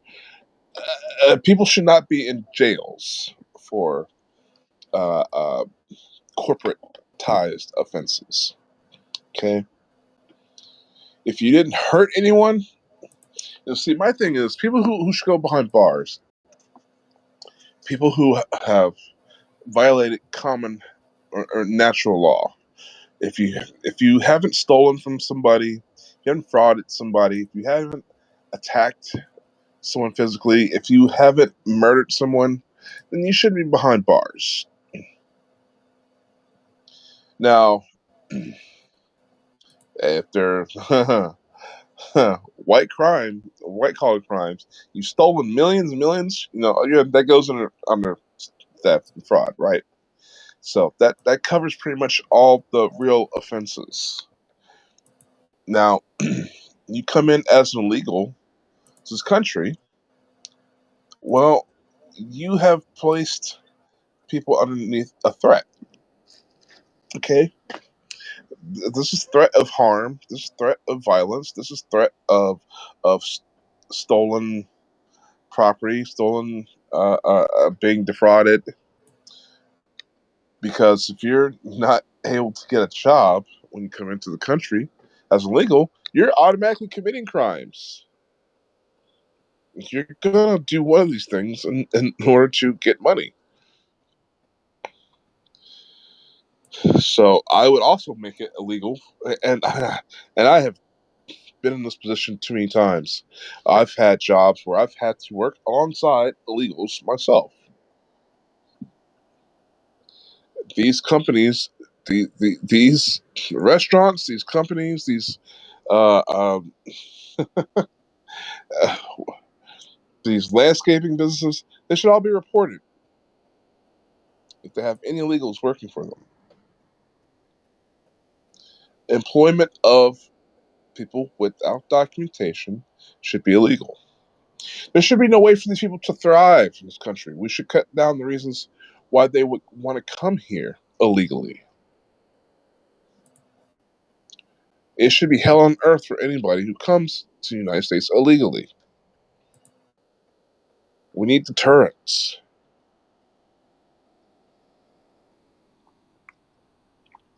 Because, yeah, that makes it to where they're going to commit crimes, but at least we'll catch them earlier. Because they're going to commit the crimes anyways, right? And again, I'm not saying everybody that comes over the border is a hardened criminal. But however, you are breaking the law if you're not coming over the border legally. And hey, I'm my opinions on the wall fluctuates. You know, oh, the wall's a good idea, it's a bad idea. I don't know, but we have too many people that are being trafficked. This should also help cut down on the child trafficking. That's really my concern. The child trafficking. It goes both ways. And unfortunately, our terrorist organizations, so-called uh, so-called intelligence community, they profit big time off the child trafficking because they supply, the politicians, the rich people. These are the pimps. These are the real pimps. People think of the cartels and how they traffic. No, they're small time compared to the people at the NSA. They're small time compared to the people at the CIA. They're small time. Anybody who's listening to this, if you don't believe me, look up Pentagon and child porn. NSA, child porn. It's an ongoing thing for the past 20 some odd years where you have mass amounts, not just a few people, individuals here and there, mass amounts of people in uniform with their badges, their clearances from the NSA, wherever, and the Pentagon, jacking off to child porn. The computers are flooded with it. It's being kept from the news, but you might, if you Google it, you'll see how there are extra laws being made about how the there there should be no pornography at work, child porn at work. How many more laws do you need to make about child pornography being illegal? It's already illegal. Arrest these scumbags. Get them out of our security apparatuses. I mean, but they can't. I mean, I'm not to go to veer off too far off topic here, but this is all related. The border is the way it is because they need that influx of children. The child porn industry is way more booming than the legal porn industry. Okay, America produces 50% of the world's child pornography. The CIA. I mean, the history behind people don't believe in Pizzagate. Look up the finders. It's a CIA-backed cult, satanic cult, which snatches up, kidnaps children, and makes them do satanic rituals and uh, and make child porn. This organization has been going on. They've been caught, but never prosecuted by our government because the CIA said, no, what's the internal thing? We're not going to let you do that. So the people that are doing this have never been brought to justice. And this has been going on for actually 3, maybe 4 decades now that this group has never been prosecuted. So, yeah, the borders. No, you can't shut down the borders, man. You're gonna affect business, the shadow government business. Okay, and people understand. Trump has tried to do the right thing, but you're gonna have these people who have been bought, like these judges. Okay, these judges who are already in the human trafficking industry already. You put somebody behind bars for payment, you're a trafficker. Okay, whether it's legal or not, I don't give a damn. Definition: you're a trafficker. You're a human trafficker, deciding the fates of others for money. You're a human trafficker. So it's just so complicated. I can go further and further and further, but it will seem like I'm getting more and more off topic. So I'll just let it go right there. Yeah, I kind of like totally lost track of time there for a second. All right. Yeah, it's and when we get into the last topic, it's like, yeah, we're talking about movies here. Like, I mean, the amount of vitriol that was directed at Sound of Freedom was actually a little bit shocking and surprising.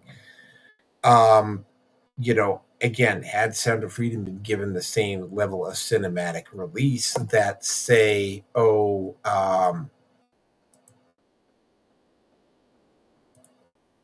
Snow White had been given, it would probably have cleared $1 billion quite easily. As a matter of fact, would have cleared $1 billion. Uh, yeah. So like the whole situation with Hollywood and the Democrats and the Obama appointed judges and all the corruptions going in there. I mean, you will notice, for instance, that they still are desperately trying to tie Trump in with Epstein, even though like, Trump booted Epstein out of his club towards the end. And yes, Trump did ride on one of Epstein's planes from New York to Florida, not to Epstein Island. Also, Epstein liked getting himself photographed with famous people. So having Ghislaine Maxwell posed sitting there posing up all cozy with Elon Musk is not a surprise because yeah, I mean it's like yeah, like you're going to have to do a whole lot better than what you're currently doing. And again, right, this is all basically an attempt to try to well, and I go back to what I'm talking about here. Who is benefiting from keeping these people in here? And V talked very, very specifically about child traffickers. That's one of them. You also have members of the government that are benefiting from, you know, the drug smuggling that's coming in and the human smuggling that is coming in. You also have globalists that are benefiting from the destabilization of neighborhoods. By the way, I'm going to point something out here about about a lot of these mass deportations. There was, and again, the press doesn't cover this very much, but it is out there. There is a very, very huge simmering resentment being built up in the African American community against these illegal immigrants because these illegal immigrants are sucking up resources that were supposed to be earmarked for them, among other things. They're getting all sorts of special benefits and deals that the local homegrowers probably should be getting. They are taking over neighborhoods that they really shouldn't be taking over.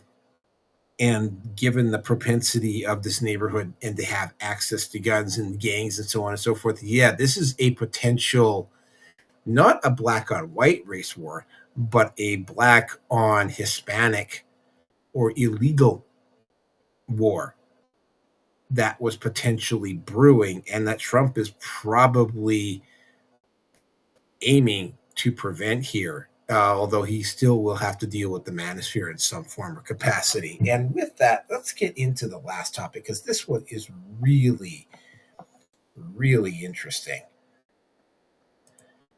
This one involves Trump ending the Department of Education. Now,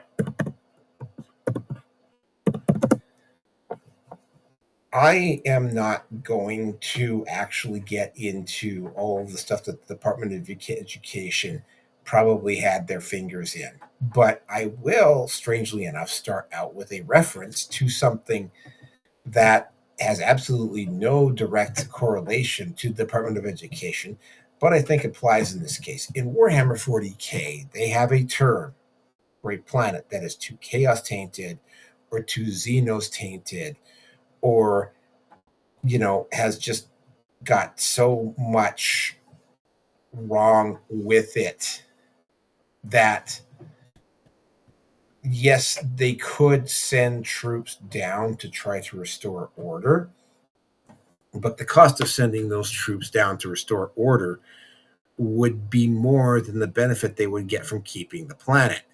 And in fact, it is so difficult to rescue this planet that's it's even difficult to even separate the guilty from the not guilty. So what they do in that case is they order exterminatus. Several ships line up, they fire these planet busting missiles, and the whole planet is just simply destroyed. And of course, yeah, this is Warhammer 40K. The innocent go down with the guilty. That is exactly what you expect with Warhammer 40K. Now, why did I bring that up in relation to the Department of Education? Well, I brought it up in relation to the Department of Education because what Donald Trump effectively did was pull exterminatus on the Department of Education. And the reason why he pulled exterminatus on the Department of Education is because it is very obvious that the corruption and the stink and the effort that would require to fix the Department of Education is greater than any benefit that the Department of Education would have, even when it was fixed. And it would take years to properly repair the Department of Education. So you're left with no other alternative but to engage in a form of exterminatus, which is to basically destroy the Department of Education and basically turn over the responsibility of the Department of Education over to the states. Now, do I even have to? I mean, let's start out with the libs of TikTok. Okay? Now, the libs of TikTok, and this is the same argument that they try to use against Fresh and the similar argument is used against Fresh and Fit and whatever. Is that the libs of TikTok, Sarah Rachi, is going around looking for these people and is basically exposing them and making these individuals look like fools for themselves and doing it on purpose. The only problem is that Sarah Reiki is, otherwise known as Lips of TikTok, she has posted up so many of these photos and so many of these videos from TikTok that you have to, and you're going to have to do the same thing, with whatever and Fresh and Fit when it comes to the women that they have on their shows. She has posted up so many of them that you take a look at that and you have to look and you have to go one of two things. Like, these are just the ones that have posted up content on TikTok, which is just a small percentage of what's actually going on. And, like, how many are doing this and not posting up on TikTok? Right? Let's follow this path down its next logical corridor. Who hired these teachers? Why is it that when these teachers get exposed to the local school boards, and I'm going to particularly bring up the example of Kayla Lemieux in Canada, although that is not a USA situation, the teachers' unions or the school boards refuse to get rid of these teachers. Why is it that they keep trying really, really hard to try and sneak in LGBTQ content into like even preschool, for instance? Like, you have to take a look at all that, and it's municipal, it's the school board, but it's the state school boards. But then, of course, they have a Department of Education, and each of these school districts gets a certain percentage of their funding from the Department of Education. And, there have been multiple examples of members of school boards coming forward and saying, well, we didn't want to do this, but the Department of Education told us that if we didn't, our funding would get cut off. And you're taking a look at that and you're going, oh, really? So how much, like, for instance, in every single one of these cases, right? Like, in particular, there's one school district in Colorado that was really bad for this, of constantly using the teachers' unions to try to get around the reporting process for LGBTQ, or sharing information online about how you could basically smuggle in this type of a program into the school and disguise it as something else. Like, one of the most egregious cases that I read about was one school, I can't remember where, I think it was in Texas somewhere, where what would happen is that if a parent came into the school asking about a certain club, the administrator that was down in the office would send the parent to the opposite end of the school and would call the teacher who was harboring this club, and they would immediately reorganize the situation. So when the parent came back and said, that's not where it is, and say, oh, no, sorry, it was my mistake, it was over here, right? What they did is they actually sent in two and had them go separate ways, and they actually found out what was going on. And like, there is a degree of coordination with state school boards and municipal school boards and the Department of Education, where it is very, very clear that multiple individuals inside the Department of Education have been clandestinely sending support to these organizations to effectively, push this agenda forward and do it in a way that hides it from everybody. And it is very, very clear that when they actually started taking a look at this and they started finding person after basically what would be happening, for instance, with libs of TikTok, which I think is where all this was seriously exposed, is that these teachers would get exposed and there would be an outcry at the district level to get them fired, but somebody would be running interference up at the Department of Education or at the state level in some cases that said, if you fire this teacher or you discipline this teacher, we will cut off your funding. Which is why there has been curiously slow movement in regards to getting rid of these teachers. And when they took a look at the Department of Education, what they discovered was that this wasn't a coincidence, that in a lot of cases it was people in the Department of Education who were literally and figuratively running block for the running block for these teachers. Or it was somebody in the teachers union that was running block for these teachers.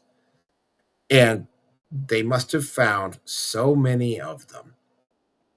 And upon closer review, they probably found even more people who were quietly, dogmatically supporting what was going on, that in the end, Trump had to take a look at that particular department and go, you know what? I don't want to spend months and years trying to sort out the guilty from the innocent. Take that department and just do exterminatus on them. Like, just shut it down completely and send this back to the States, which doesn't necessarily solve the problem. But when these teachers attempt to do this stuff in the future, there won't be anybody at the level of the Department of Education going to the school board and saying, you will keep this teacher around, or you will bring this book in, or you will introduce this LGTB program into your school, or we will cut off your funding. That's gone. That is gone.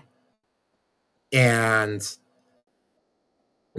how many other departments is Trump going to have to do this with? Like, is he, for instance, there's this rumor floating around that they're going to have Ron Paul go in and audit the Fed. Like, what's going to happen when he audits the Fed? Do you even want to? I mean, we know what's going to happen to the Fed if the Fed gets audited. What's going to happen when they go, there's been a rumor floating around for years and years and years that there's no gold in Fort Knox. I mean, what's going to happen when somebody actually demands that they be let into Fort Knox to see for themselves? We could go the Pentagon. Man, how much waste is just, I mean, the day of 9/11, they were supposed to have a meeting in a building, in a room, which just very coincidentally was the same room that got hit with that airliner on 9/11.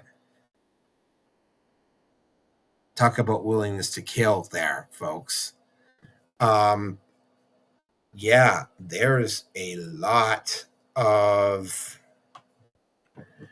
lot going on there. And for it to be so bad that you literally have to close down an entire department because you just don't have the time or the energy or the benefit of keeping this thing alive by sorting out the guilty from the innocent in the Department of Education, is just not worth it. You're just better off just killing the whole thing.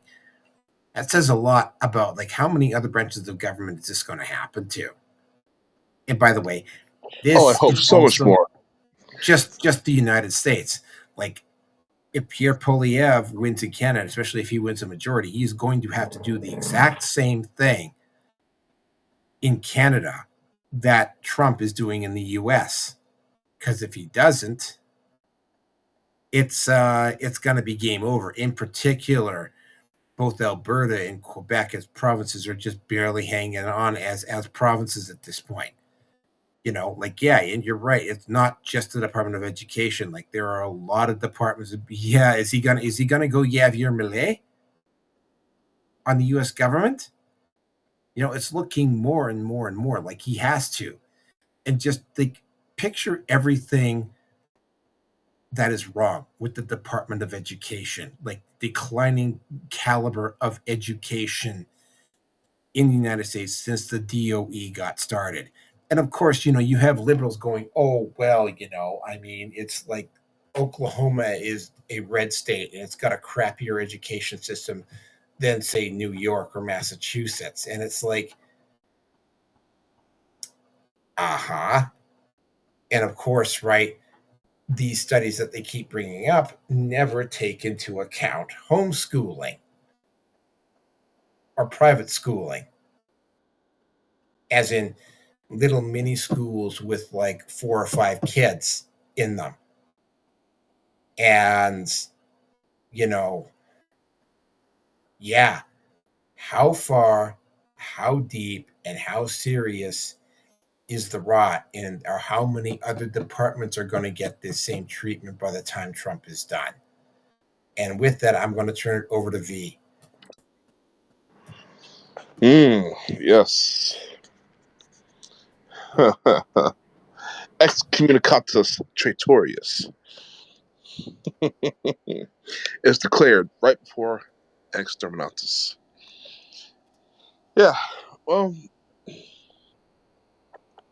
I think it's a good move. It's something that sucks up a lot of tax dollars that does us no good. Now, there's some people out there that will argue with you. Oh, this is a sign of beginning of the end of the country. This is going to be a dictatorship. They're trying to get rid of the guns, and now they're going to get rid of the education. Well, yeah, but if you really look at it, these are apparatuses that have grown too large and with too much power influence.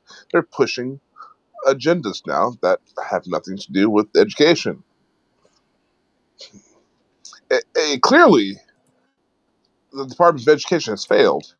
If we have to have a debate, if kids in school have to have a debate on how many genders that there are, that's like having a debate on, 2 plus 2 does it equal 4 or 5.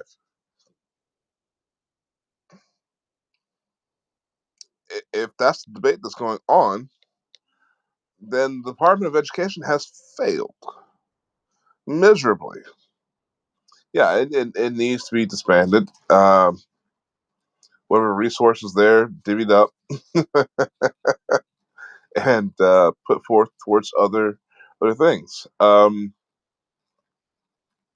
think we need a Department of Constitutional Freedom. We need a department that enforces not the federal laws, not state laws, not local laws, but a simple organization that makes sure that your amendments and your constitutional rights are not being violated. That would be a great department to have. Someone say, "Oh, we have Department of Justice." Department of Justice, woo! Yeah, yeah. See, the reason why we have a Department of Justice is so that we have the departing of justice. California, you know what they call their what they call their department? The criminal justice system, because you have to be the criminals running everything to have justice. So it's just one of those things. It's just one of those things. Wow, is that Tesla? I'm sorry, I just switched over to this panning background thing. That's a Tesla building being Yeah, totally screwed up. the one being Wow. vandalized, that was Montreal. That was Montreal. That where that happened. They were Well, so happy about it that they actually like posted up their vandalizing of that building um on I think it was on TikTok and some other place, and I think they haven't been arrested yet, but they probably will be. Continue, V. Yes. So, um, please forgive the barking dog in the background. There's nothing I can do about that at the moment. But yeah, no, it's we got to trim the fat. Got to trim the fat. We need smaller government. We don't need big government. We need small government.